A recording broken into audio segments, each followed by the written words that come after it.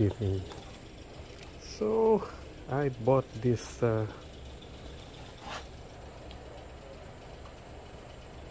signal light and tail light protector for my Aerox, no? Aerox version 2, and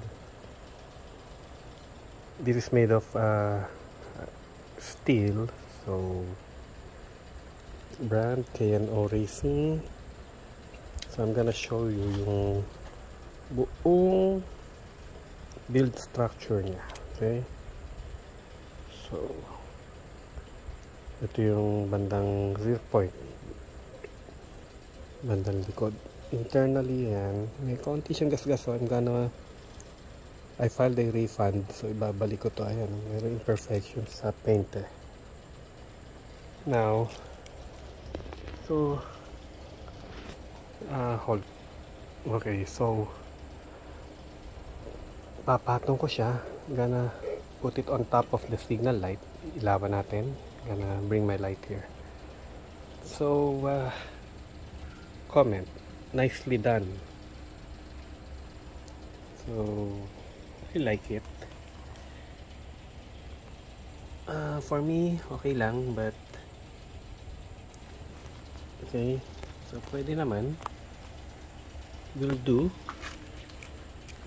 Pero side view, profile, not really a fan. Pero ito malaking question eh, paano mo i-mount?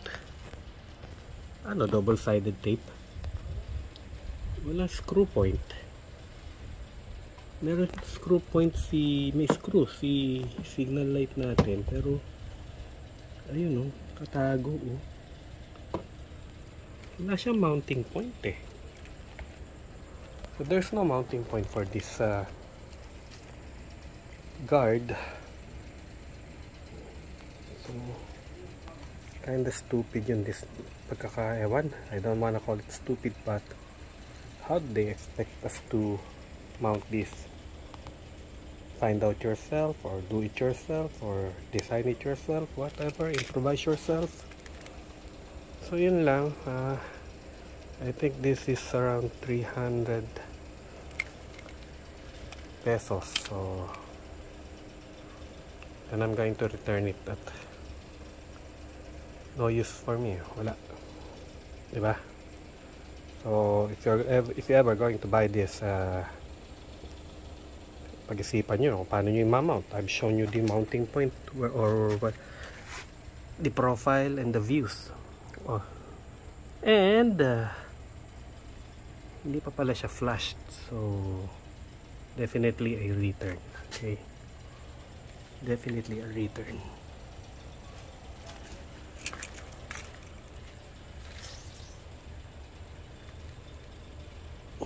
Kasi yung top of the plate light is not flat, diba? So I don't know how they expect us to mount that baby there. Anyway, info lang. Thanks, bye.